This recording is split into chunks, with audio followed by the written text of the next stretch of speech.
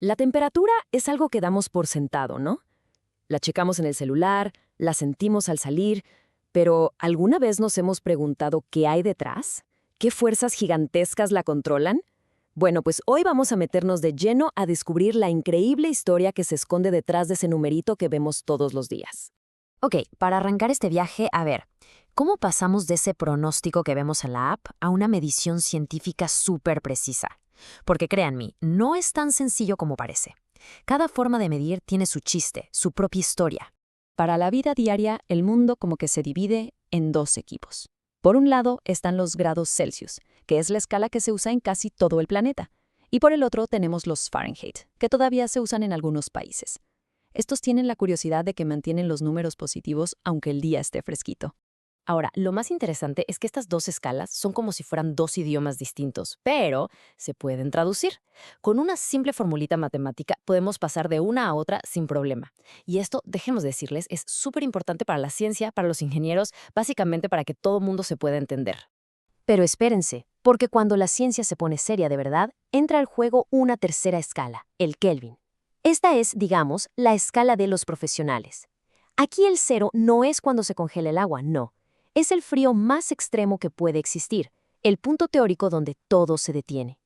Por eso es la que rifan los laboratorios y en los experimentos científicos. Sale. Ya vimos cómo se mide la temperatura. Pero ahora viene la pregunta del millón. ¿Por qué un lugar es un horno y otro es un congelador? Bueno, pues llegó el momento de conocer quiénes son los que de verdad mueven los hilos del termostato del planeta. El clima de cualquier rinconcito de la Tierra depende, básicamente, de estos 4 gigantes. Cada uno de ellos juega un papel importantísimo para que nuestro mundo sea como es. Vamos a verlos. El primero, y chance el más fácil de entender, es la latitud, o sea, en qué parte del globo te encuentras. La cosa es que los rayos del sol no pegan igual en todos lados. Mientras más te alejas del ecuador y te vas hacia los polos, el sol pega como de ladito, y por eso, claro, hace mucho más frío. Luego, el segundo factor, la altitud. Cualquiera que haya subido a una montaña lo sabe perfectamente. Entre más arriba, más frío. Es una regla. La temperatura va bajando poco a poco con la altura. Pero la pregunta es, ¿qué tanto? Pues ahí les va el dato exacto. Aquí, en la troposfera, que es la capa de la atmósfera donde hacemos nuestra vida, la temperatura baja, en promedio, 6.5 grados Celsius por cada 1000 metros que subimos. Es una regla súper constante. ¿No es increíble? Y por último tenemos el poder del agua, que se mete en el juego de dos maneras súper importantes. Primero, las corrientes marinas. Imagínenlas como unas bandas transportadoras gigantes que andan moviendo el calor por todo el planeta. Y segundo, estar cerca del mar. El agua ayuda a que las temperaturas no se disparen ni se desplomen. Por eso las costas suelen tener climas más tranquilos, menos extremos. A ver, con tantas cosas pasando al mismo tiempo, ¿cómo le hacen los científicos para ver todo este relajo? ¿Cómo pueden visualizar los patrones de temperatura en todo el mundo? Pues resulta que usan unas herramientas visuales bastante, pero bastante ingeniosas. Una de las más importantes se llama isotermas. Imagínense unas líneas invisibles en un mapa del tiempo que van uniendo todos los lugares que están a la misma temperatura. Cuando las dibujan, ¡pum! De repente podemos ver clarísimo dónde hace calor, dónde hace frío y cómo se reparte todo.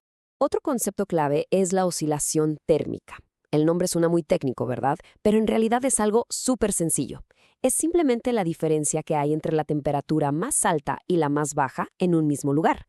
Se puede medir por día, por mes o por año, y básicamente nos dice qué tan extremo o qué tan cambiante es un clima.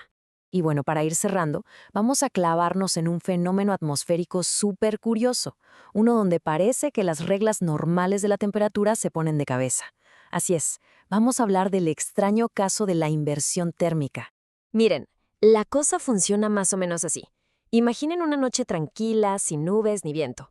El suelo se enfría súper rápido y al hacerlo, enfría el aire que está pegadito a él. Ese aire frío es más pesado, más denso, y se queda ahí atascado, como una capa debajo de otra capa de aire que está más calientito. Literalmente la atmósfera se voltea. Ya en la mañana, cuando sale el sol y calienta el piso, ese aire frío de abajo se calienta también, se vuelve más ligero, sube y la inversión se rompe. Y justo aquí está el punto clave. Algo que confirman los científicos, este fenómeno es temporal y solo pasa en esa capa. O sea, una vez que pasas esa capa de aire invertido, todo vuelve a ser como siempre. La temperatura empieza a bajar otra vez conforme subes, justo como se supone que debe ser. se restablecen las condiciones normales. Y así nos damos cuenta de que la temperatura de nuestro mundo es un equilibrio pero súper delicado. Todo depende de la latitud, de la altitud, del poder de los océanos. Y esto pues nos deja con una última pregunta para pensar. ¿Qué pasa cuando uno de estos factores tan importantes, uno de estos grandes motores, empieza a cambiar?